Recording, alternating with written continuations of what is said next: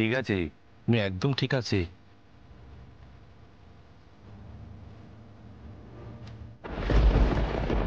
মনে মনে অকারণে চিরদিনই তুমি যে আমার, মনে মনে অকারণে চিরদিনই তুমি যে আমার।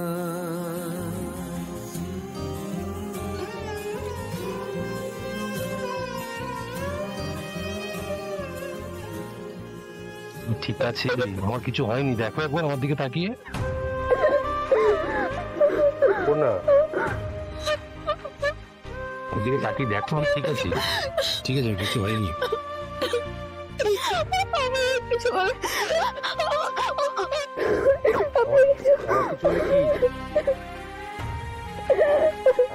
হলে কি শুনি? রয়ে গেছি তোমার কাছে, আমার কিছু হলে কি? ভালোবাসা ফিরে ফিরে আসা বলছি তোমার। স্যার আর্য,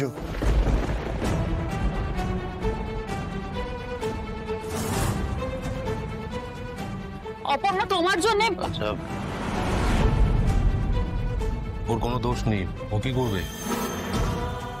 ঠিক আছে, আমি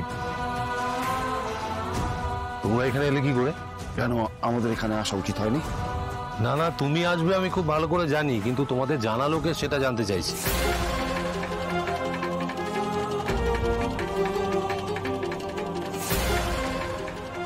মীরা ম্যাডাম, তুমি ওদেরকে গিয়ে সামলাও, বলো সব ঠিক আছে। যাও মীরা ম্যাডাম, আমি এদিকটা সামলাচ্ছি, তুমি যাও।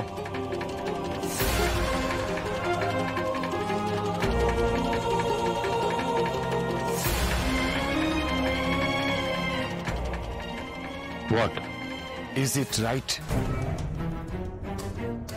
আমি ঠিক আছি। অপর্ণাই তোমাকে ফোন করেছিল, তাই তো? তুমি ফোন করেছিলে তো, তাহলে জানলে কি করে? স্যার আপনি ঠিক আছেন, এইটুকুই আমার চাওয়া, আর আমার কিচ্ছু চাই না। সে তো জানি, কই মাছের জান। তোর একটা সুবিধা হলো জানো,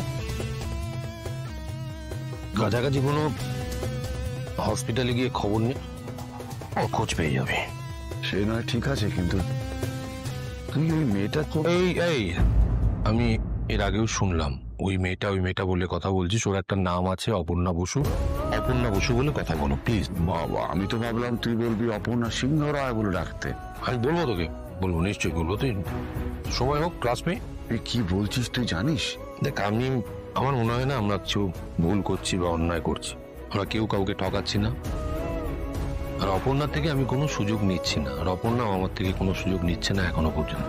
তো ভয় পাওয়ার কোনো ব্যাপার নেই, আমি তো কোনো ভুল দেখতে পাচ্ছি না, কোনো মিথ্যে কথাও বলছি না আমি অপর্ণাকে। সব তুই মিথ্যে বলছিস না? সত্যি?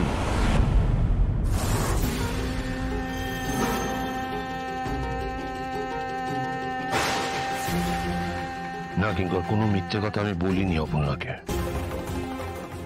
অপর্ণা আমার থেকে রাজনন্দিনীর সম্পর্কে জানতে চেয়েছিল, আমি ওকে কিছু জানাইনি এখন।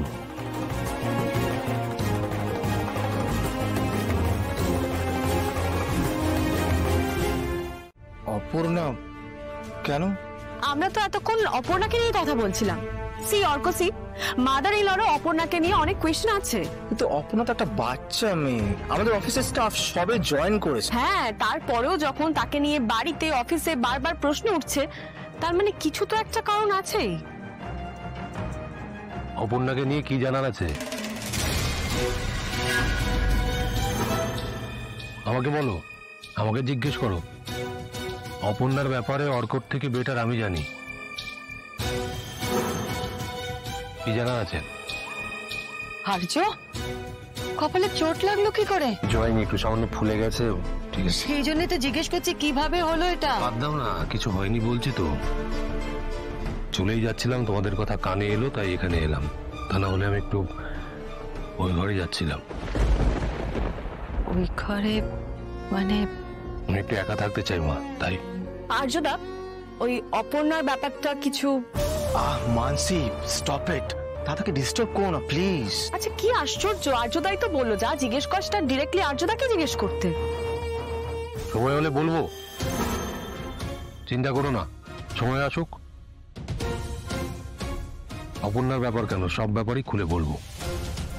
তার মধ্যে তুই হঠাৎ করে রাজনন্দিনী শাড়ির প্রসঙ্গ আনলি কেন? তার মানে আমার কথা থেকে তোর এটা জানাটা অনেক বেশি জরুরি, তাই তো? জানা সত্যি জরুরি। মানে এই প্রশ্নের উত্তর আমি। প্রশ্নটা তো আমার, অপু। কেন তুই কেন করছিস এটা? তুই সিংহরায় কোম্পানির একজন স্টাফ। ওদের একটা শাড়ির ব্র্যান্ডের নাম হচ্ছে রাজনন্দিনী। এখন এই রাজনন্দিনী কে, কোথা থেকে তার নামটা এলো, এসব জেনে তোর কি হবে? তোমাকে আমি বোঝাতে পারছি না বাবা। আমি দেখ অপু, আমি না খুব অল্প পড়াশোনা করেছি, তোর মতো অত বড় চাকরিও কখনো করিনি, কিন্তু তার মানে তোর ভবিষ্যৎ কিসে ভালো হবে সেটা আমি ভাবতে পারবো না? আমি তোকে আগেও বলেছি, আবারও সাবধান করছি, তুই এসবের মধ্যে কিছুতেই নিজে। কে কাকে সাবধান করে? প্রলয় যেদিন আসবে তাকে আটকাবে কে? নিয়তি খণ্ডাবে কার এমন সাধ্যি? কেউ পারবে না। সেই প্রলয়ের আর দেরি নেই।